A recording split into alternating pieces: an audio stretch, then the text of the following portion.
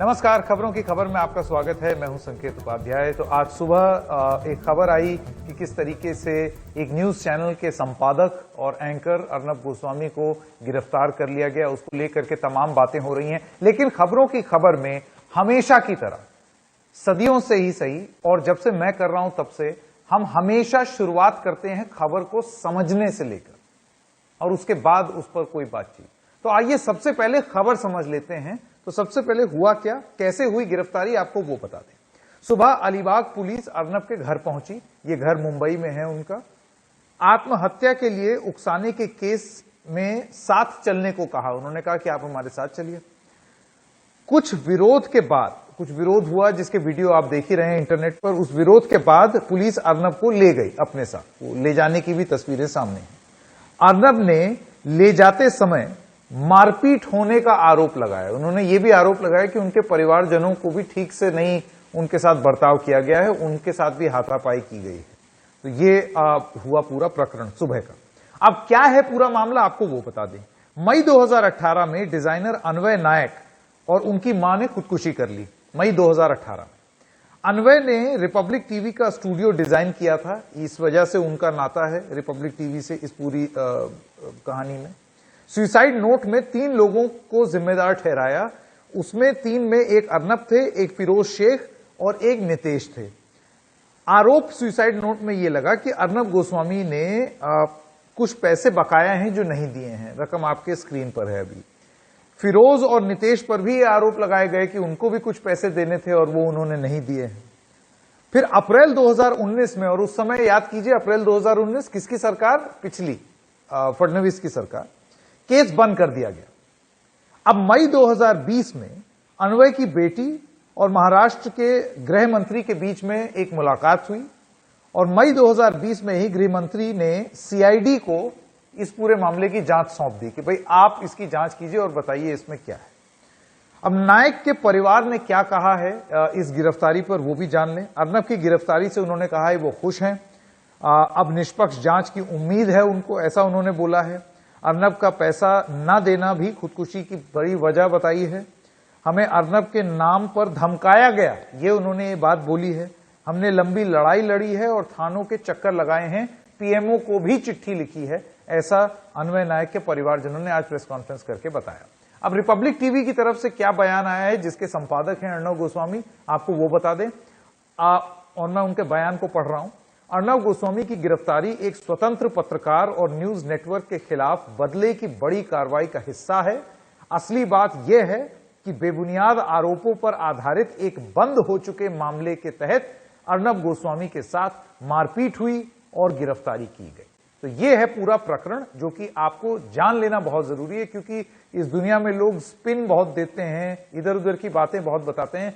शुरुआत हमेशा और हमेशा खबर और तथ्यों के साथ करनी चाहिए।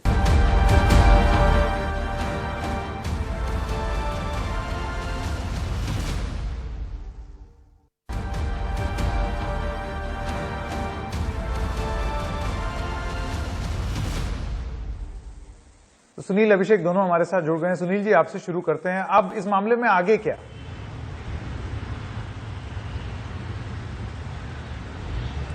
देखिए, ये बताना बहुत जरूरी है कि अभी भी अलीबाग के मुख्य न्याय दंडाधिकारी यानी कि मजिस्ट्रेट कोर्ट में रिमांड पर सुनवाई चल रही है, हियरिंग चल रही है। अभी तक ये तय नहीं हो पाया है कि जिस तरह से पुलिस ने मांग की है 14 दिन की पुलिस कस्टडी की, तो क्या उन्हें दी जाए या न दी जाए, इस पर एक बहस चल रही है। आप अंदाजा लगा सकते हैं कि सुबह गिरफ्तार करके यहाँ से ले जाया गया था, दोपहर में पेश किया गया था, तब अर्नब ने वहाँ पर मारपीट की शिकायत की, फिर मेडिकल के लिए भेजा गया और शाम को फिर से 5 बजे करीब लाया गया और तब से अब तक हियरिंग वहाँ पर चल रही है।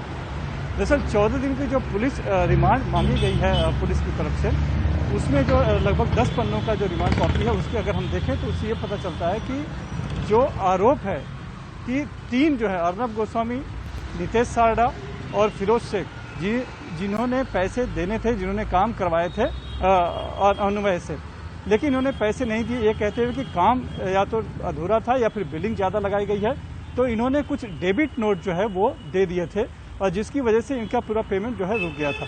ये परेशान थे, बार बार मांग कर रहे थे, तगादा कर रहे थे, लेकिन पैसे मिल नहीं रहे थे। और जब खुदकुशी हो गई उन्होंने खुदकुशी कर ली और जब सुसाइड नोट में इन तीनों के नाम दर्ज कराए, तब जो जांच की तब के अधिकारी ने, तब उन्होंने जब पूछताछ की, आज बताया, तब मामला बहुत ज़्यादा आगे बढ़ा नहीं। ये पता चला कि ये बात सही नहीं है या फिर जिस तरह के आरोप हैं तो ये समरी कर दी गई। लेकिन अब जब फिर से मामला खुला और जांच शुरू हुई है, तब रिमांड कॉपी में ये कहा गया है कि चूंकि डेबिट नोट दिया गया था तो किस आधार पर दिया गया था, और ये लोग चूंकि पैसे उनके दे नहीं रहे थे तो बाकी जो इनके वेंडर थे, खास करके अनमय के, वो पैसों का तकादा कर रहे थे जिनसे कि इनको परेशानी हो रही थी। तो क्या इन तीनों ने मिलकर कहीं न कहीं, जो तीनों आरोपी की बात कर रहा हूं मैं, अर्नब गोस्वामी, फिरोज शेख, नितेश सारडा, इन्होंने मिलकर कहीं आपस में एक षड्यंत्र तो नहीं रचा था कि हम मिलकर हम पैसे नहीं दें, एक है तो इसकी जांच करनी, यानी कि सभी के अब टेलीफोन और सीडीआर खंगाले जाएंगे, बैंक अकाउंट सभी के देखे जाएंगे, पैसों का जो ट्रांजेक्शन हुआ है वो देखा जाएगा। अनमय का एक लैपटॉप है वो लिया गया था, उसमें लगभग 2 लाख के करीब फाइलें मिली हैं जिनका कि एफएसएल में भेजा गया था, उसकी पूरी खंगालने की कोशिश की जा रही है, जानकारी ली जा रही है। बाकी जो वेंडर्स हैं, बाकी जो गवाह हैं, उनके बयान वगैरह होंगे, और पूरे मामले में जो सबसे बड़ा जो मुद्दा है पुलिस की तरफ से रखा गया, यही जानने की कोशिश की गई जाएगी कि क्या तीनों ने मिलकर एक साजिश के तहत तो ऐसा कुछ नहीं बनाया था और तीनों ने मिलकर आपस में संपर्क में थे तो इनका पैसा नहीं चुका है, थी या नहीं, मानसिक परेशानी ये इस चीज की जांच करना चाहते हैं, इन्होंने खुदकुशी कर ली। इसी लाइन पर एक तरह से आगे जांच होनी शुरू है, और साथ ही ये भी है कि इन्होंने कहा है कि हमने अलग वेंडरों से हमें काम कराना पड़ा क्योंकि इनका काम बराबर नहीं था या काम नहीं हुआ था, तो उन वेंडरों से भी पूछताछ की जाएगी, क्या वजह रही उन्हें देने की, उनसे काम करवाया गया नहीं करवाया गया। ये पूरा लाइन ऑफ एक्शन जो है पुलिस का है जिसके लिए वो चाहते हैं कि पुलिस हिरासत मिले अर्नब गोस्वामी की। जी, सुनील जी ने बहुत ही विस्तार से समझाया है कि पूरा प्रकरण क्या है और क्या लाइन ऑफ इन्वेस्टिगेशन रहेगी पुलिस की। अभिषेक जी, मैं आपके पास आना चाहता हूं, आप कैसे देखते हैं इस पूरे मामले को? एक तो हो गई इसकी लीगल एस्पेक्ट, क्रिमिनल एस्पेक्ट जिसकी जांच हो रही है, जिसके बारे में सुनील जी ने बताया है, जो फ्रीडम ऑफ एक्सप्रेशन के बारे में जो बात हो रही है उसको आप कैसे देखते हैं? 2018 में केस दर्ज हुआ था जब बीजेपी की सरकार थी। अगर उनको लगता था उस वक्त में कि प्रथम दृष्टया कोई भी मामला नहीं था तो उस वक्त की सरकार ने यह मामला दर्ज क्यों किया? दूसरी बात यह कि फ्रीडम ऑफ स्पीच और फ्रीडम ऑफ एक्सप्रेशन सिर्फ किसी एक पत्रकार का नहीं हो सकता है। हम जो लड़ाई लड़ते हैं वो फ्रीडम ऑफ एक्सप्रेशन की जो लड़ाई है या अभिव्यक्ति की आजादी की लड़ाई है, वो हम समाज के बिहाफ में या समाज की वजह से लड़ते हैं, समाज के लिए लड़ते हैं। लेकिन समाज में एक तरफ अगर एक व्यक्ति है जो बहुत रसूखदार है, जिसके पीछे पूरी कैबिनेट खड़ी हो सकती है, जिसके पीछे बहुत सारे लोग, राजनीतिक लोग खड़े हो सकते हैं, और दूसरी तरफ एक महिला है और उसकी बेटी है जिसने अपने पति को खोया है, जिसने अपनी सास को खोया है, और वो दोनों आकर अगर अपील करते हैं तो क्या उनकी बात नहीं सुनी जानी चाहिए? क्या ऐसा पहले नहीं हुआ है कि हमने दूसरे लोगों की बातें, जो कमजोर हैं, उनकी बातें पहले नहीं सुनी है? क्या सरकारों का काम नहीं है कि वो कमजोर की बात सुने? इस केस में जो लोग फ्रीडम ऑफ एक्सप्रेशन का मामला दर्ज कर रहे हैं या कहते हैं कि अभिव्यक्ति की आजादी का मामला है, तो उन्हें 2 चीजों को अलग करना होगा संकेत। वो एक तो ये कि ये आपराधिक मामला है।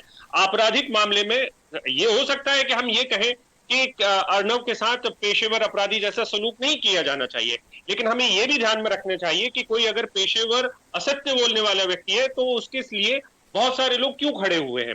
एक दूसरी बात और ये है कि जो लोग फ्रीडम ऑफ एक्सप्रेशन की बात कर रहे हैं उनको दरअसल संकेत हमें बताना चाहिए कि वर्ल्ड प्रेस फ्रीडम इंडेक्स जो आता है, 2010 में हम बहुत अच्छी स्थिति में नहीं थे, हम 120 के नंबर पे थे अगर 180 मुल्कों में जहां पर फ्रीडम ऑफ एक्सप्रेशन या फ्रीडम ऑफ प्रेस की मामला है। आज हम 142 पर है 180 में। तो ये जो 10 साल में हम 22 पॉइंट और नीचे चले गए हैं। हमारे पड़ोसी मुल्क नेपाल, भूटान और श्रीलंका, वहां पर आजादी ज्यादा है पत्रकारों को। तो कोई एक एडिटर की गिरफ्तारी से अकेले हमारा मामला फ्रीडम ऑफ एक्सप्रेशन का नहीं जुड़ा हुआ है। आप उत्तर प्रदेश में पूछिए, आप नॉर्थ ईस्ट में जाइए, आप साउथ में जाइए, आप महाराष्ट्र में खुद में आइए, तो क्या ये तमाम मामले सिर्फ और सिर्फ एक व्यक्ति के फ्रीडम ऑफ एक्सप्रेशन से जुड़े होंगे? हमें ये बताइए कि किसके काल में, पिछले 10 साल में किसका शासनकाल था, या पिछले 8 साल में, 10 साल में, जो हम लगातार नीचे खिसकते चले जा रहे हैं। 2018 में कितने लोग मारे गए हैं? क्या कभी किसी ने जानने की कोशिश की है कि पत्रकार कितने मारे गए हैं? और पत्रकार जो फ्रंट लाइन पत्रकार हैं उनके वो सबसे ज्यादा झेलते हैं सरकार की जो लाठी हो वो, या सरकार की बर्बरता हो वो। जो एडिटर्स होते हैं संकेत, वो तो एक तरीके से सचमुच में अगर गोविंदाचार्य की भाषा में बोले तो वो मुखौटा होते हैं, उन तक पहुंचते पहुंचते, और उनके लिए लड़ने वाले बहुत होते हैं। लेकिन जो फ्रंटलाइन जर्नलिस्ट है उसमें आप याद करिए 2018 में तकरीबन 9 जर्नलिस्ट मारे गए थे, और 2020 में अभी कोई नहीं मारा गया। उसकी एक बड़ी वजह ये कि लॉकडाउन था, लेकिन पत्रकार मारे जा रहे हैं। तो फ्रीडम ऑफ एक्सप्रेशन किसी एक व्यक्ति विशेष के लिए नहीं हो सकता है, जितने भी लोग हैं उन तमाम लोगों के लिए होना चाहिए, और इसका चुनिंदा इस्तेमाल ट्विटर के लिए नहीं हो सकता है। और आज जब हम बात कर रहे हैं फ्रीडम ऑफ एक्सप्रेशन की, तो हमें यह भी ध्यान रखना चाहिए कि कोई एक जर्नलिस्ट जिनको गिरफ्तार किया गया है वो शायद हमारे लिए इतनी सहृदयता नहीं रखते जितनी हम आज उनके लिए रख रहे हैं। हम कोई एहसान नहीं कर रहे हैं, लेकिन हम मानते हैं कि ये वक्त का तकाजा भी है। लोकतंत्र तभी जिंदा रहेगा जब सबको सभी तरीके से बोलने की आजादी मिले, चाहे वो अर्णव गोस्वामी को हो, चाहे वो अभिषेक शर्मा को हो, चाहे वो संकेत को हो। और उसके लिए अगर सरकार किसी तरीके के दमन का काम करती है तो उसमें रोक होनी चाहिए, उसके खिलाफ हम आवाज उठाएंगे। लेकिन आपराधिक मामलों में किसी व्यक्ति को छूट मिलेगी क्या? हमें कभी नहीं मिल सकती है, आपको कभी नहीं मिलेगी, और फिर अर्णव को भी क्यों मिले? बिल्कुल बिल्कुल। अभिषेक जी, आपका बहुत बहुत धन्यवाद पूरे इसको पर्सपेक्टिव में रखने का। प्रेस फ्रीडम इंडेक्स के बारे में तो आप सब जानते हैं, नहीं जानते हैं तो जरा पढ़ लीजिए, तो आपको पता चल जाएगा कि हम कहां हैं। अभिषेक शर्मा और सुनील सिंह, आप दोनों का बहुत बहुत धन्यवाद इस पूरी खबर को अच्छे से समझाने के लिए। वक्त है एक छोटे से ब्रेक का, खबरें जारी रहेंगी एनडीटीवी इंडिया पर।